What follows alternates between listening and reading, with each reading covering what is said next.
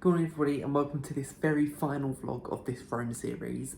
Today we're actually heading outside of Rome and we are heading to Pisa. We're going to go into Rome Termini station and we're going to get in a train directly to Pisa. It's really early in the morning, it's currently like 5:30. We've actually gone and got first class tickets for the train going out to Pisa just because we wanted to kind of like travel in comfort, I guess. I mean, it wasn't that much more, it's like €3 extra per person. So we've just gone and we're going to go and get the train up there. It should only take like 2 hours, I think, and then we'll have a really lovely day in Pisa. I genuinely don't think that I would ever go to Pisa just for Pisa, so I feel like it made sense to kind of merge it onto our Rome trip. So we can have our last final full day in Italy by going to Pisa, which will be really lovely. So join us on this adventure.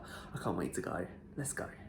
And this is the face sun cream that I've been using. It's from Sunbum. It's really lovely. I love the smell of it. It just smells so good and it's nice and it feels nice when it's actually on your skin. And for my actual normal sun cream, I'm using this Sultan one at the moment. It's factor 50. I really like this one as well because it's a nice spray one. However, when I go to Florida, I've actually got the Sunbum that you put on rather than that. So I'm excited to try that. Right, we've made it into the Termini station, so we're just going to work out what train we actually need to go and get. Okay, so we're getting on the 6:23 train, which is Terminal 5. That's the train that we need to go and get on. Well, I'm actually pleasantly surprised. That was really straightforward. It literally was the same as it would be in the UK. Literally look at the board and see what platform you need to be on. It was that simple. It wasn't busy at all. So yeah, we're here, and it is a huge train, like literally huge.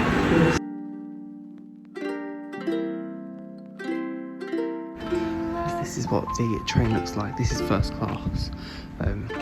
It's so quiet at the moment. We're at 12, which is here. So yeah, the train leaves at 6:23, and then we should get to Pisa at 8:43. So it's like 2 hours and 20 minutes. Yeah, 2 hours and 25 minutes.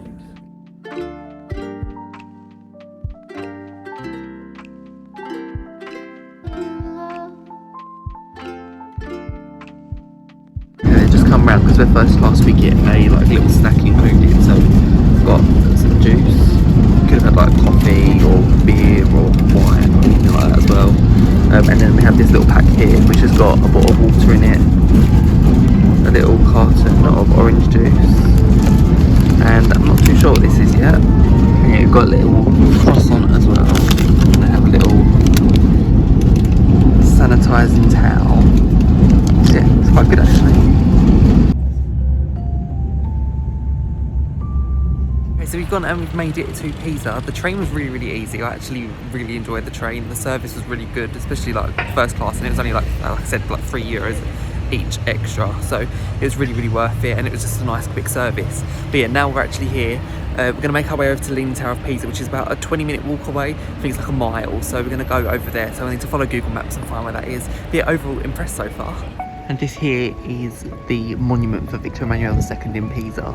I do actually need to do some research as to who Victor Emmanuel actually is, but yeah, I'll do that when I get home.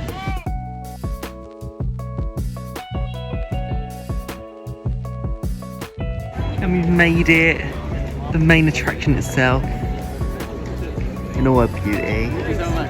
It's actually a little bit smaller than I thought it was going to be. I can't believe I'm actually standing outside Leaning Tower of Pisa. It's literally been on my bucket list for the longest time, and yeah, I just can't believe it.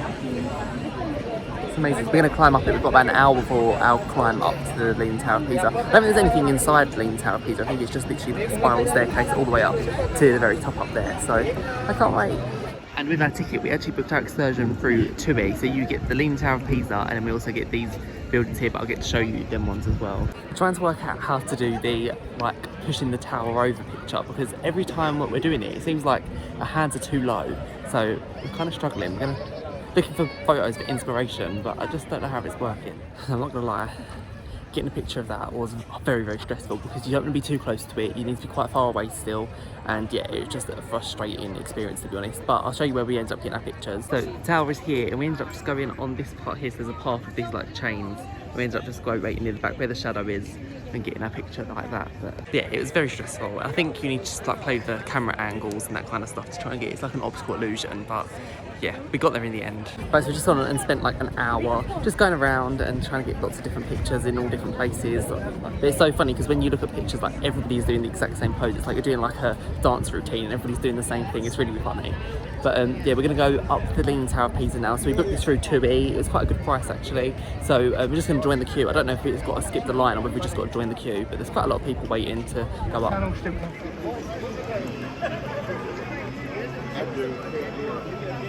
Just something to be aware of is you can't take any like backpacks with you up to the Leaning Tower of Pisa. You can't take it up. So they do like a free service where you can leave it there and then go and collect it afterwards. But just thought I'd bring that up. It's definitely worth knowing. Okay, in we go. So we've now got the climb. So this here is in the centre of the Leaning Tower of Pisa. It's just all empty. And here we go, we're going up. I think there's like 200 and something steps. There's a little window as well. We reached the top. It isn't the top. See, I think we're mostly up at the top, but this is the view from like the first bit that you get where it's going round, see the view. Then we've got one more flight of stairs. Here we go. One more flight.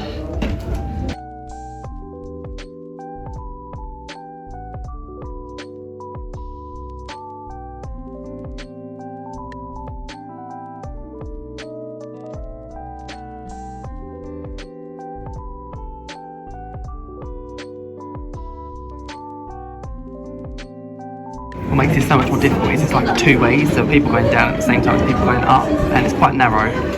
Well, that was definitely hard work, but we got all the way up to the top. It's another one ticked off my bucket list. It was quite a good experience. It was quite slippery though, with the marble steps. It was really, really slippery. We're now going to head to the cathedral, and again, there's a little bit of a queue for this one, but yeah, it'll be nice to see it.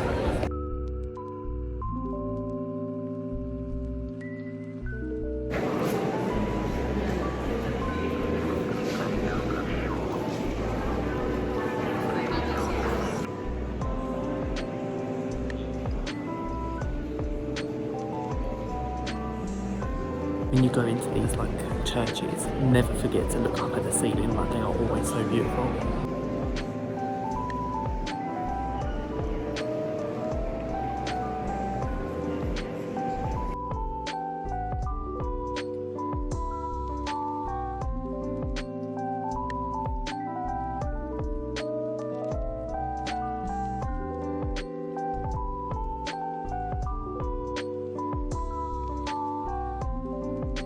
We spent about half an hour in there, and then now this is another thing that's included in our ticket, and it's the baptistery.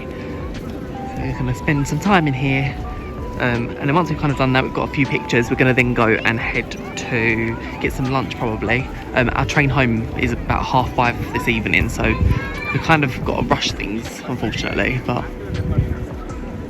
I must say the weather is like perfect today. It is the most perfect temperature. It's not too hot, but there's a nice breeze constantly when we're walking.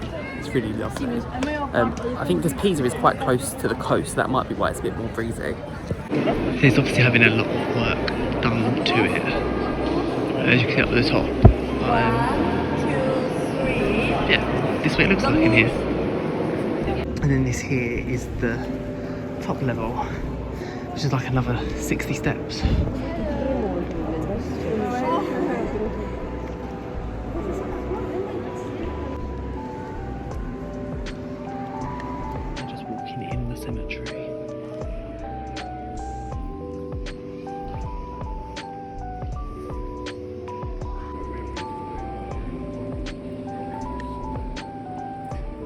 It's definitely worth going to visit the stalls outside the Leaning Tower of Pisa, because this one sells all the pin badges that have Pisa on there. Right, we've just finished over at the Leaning Tower of Pisa. We had a really good time over there. We spent a good like 3-4 hours over there, and we're now going to go and try and find some lunch. However, like lots of places which I had like recommended to me, they seem to be shut on a Monday, which seems to be quite common around this area. So there was a lot open right near the Leaning Tower of Pisa, but I just feel like I want to try somewhere where it's not as popular, it's not as much of a tourist destination. So we've walked out a little bit, just going to go and try and see if we can find something to eat.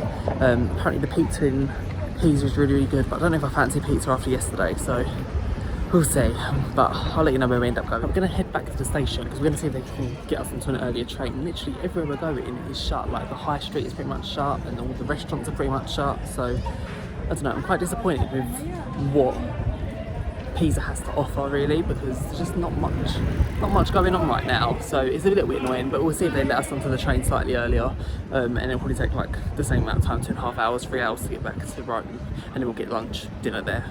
But they didn't let us get onto the earlier train, so we've gone now, we're just going to go and sit at this place, which is right near the train station. This is what it's called, Gambina, I think it is. But yeah, they do like all different like pastas and stuff like that, so we'll go here and see what it's like. It's pretty cheap. And I've gone for margherita pizza, but it doesn't look that great, to be honest. Okay, so we've just gone and made it back to the room, and I honestly loved going to Pisa today. I think it was really, really good. I think the train line is honestly amazing. We used Trenitalia, and I just think it's a great service. Like literally, like you can be from A to B in like 3 hours if you want to explore other parts of Italy, especially if you're on a Rome trip. Like for us, a week in Rome is a really, really long time. You don't necessarily need a week here, so it's nice to kind of go and explore somewhere else. So I really enjoyed that. Highly recommend going to Pisa. I honestly loved it. We've gone and we've just gone and packed our suitcases because tomorrow we're going home. So we've gone and we've packed all of that. That's all kind of sorted. Just need to do like the final bits now. And that is it. So I'll see you tomorrow. We're gonna have our final sleep here in Rome, and then tomorrow our flight is around 7 o'clock, I think, but they're picking us up at about 2 o'clock from the hotel. So I'm gonna have quite a chilled morning, get breakfast in the hotel. And yeah, I'm not really too sure what the plan is for tomorrow, but yeah, we'll be home quite late tomorrow. But yeah, I feel ready to go home. Even though we've been here for a week, I feel like we've been here for like 10 nights, so that's how it feels in my head. But yeah, anyway, I'll see you tomorrow. Good morning everybody, and welcome to our final day here in Rome. Woke up about 9:30, went down for breakfast and had some bits in there, and then we've gone and packed our suitcases so they're all ready, and our Fancer is going to pick us up today at about 1:45, 2 o'clock, so we need to make sure we're there. So we've got a few hours. We can check out of the room at 11, so we're going to check out at 11, and then I don't really know what we're going to do today, to be fair. Just do a little bit more, like just walking around kind of thing. We was going to go and get something to eat, but we had quite a big breakfast, so I'm not too sure. Yeah, I'm not really too sure what's going to happen today, but obviously I'll show you all of Rome airport as well once we get there and show you what that's like. Hopefully it's nice, easy and smooth, but yeah, that's the plan for today. Right, so we've decided to go and take a little walk around Villa Borghese Park, just because it's only a 10-minute walk away, and it means that we can kind of explore here. It's nice and cool, it's quite shady, and I'm going to try and go over to Trevi Fountain and get one of them like the lemons, but you can get the ice cream inside it, so I'm going to try and do that too. We'll see how much time we've got, but we paid out room tax, which was €42 each, so it's €42 each for our room tax, which you have to pay if you're staying in Rome.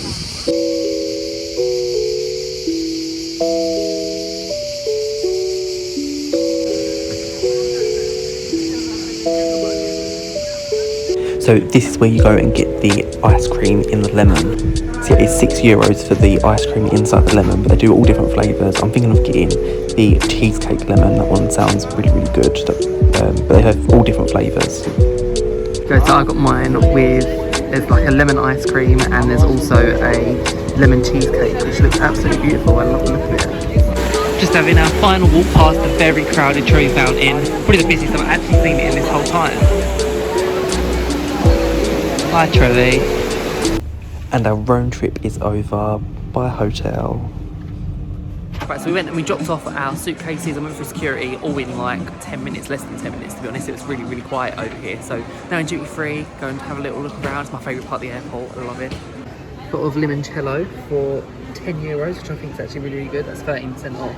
And I'm really gutted because I didn't get to try a limoncello spritz, but I have to try and get one at home somewhere. It probably won't be the same. If you get to the airport and you're missing your gelato, no fear, Venchi is here. So if you're missing it, it's right there. And upstairs in the airport, they have all of the food and drink options. So there's quite a lot of options actually, so it's quite exciting. I feel like I wasn't very impressed with my last meal that I had in Italy, so it'd be nice to have a good Italian up here, but I don't know, I'm not sure if it's going to happen, but we'll see. I'll show you what there is. There isn't really much option, but this here is one restaurant. It's quite small out there, and it's also got a little restaurant over there. But look at the menus. And for my last meal, I had to go and get a pizza. Let's test this one out. I of course had to go and get another venti, but this time I decided to go for a gelato shake, just to give that a try. So, well, it's actually really nice. It's a lot thinner than I expected it to be. They give you a spoon also. It looks really good. It was €7 each.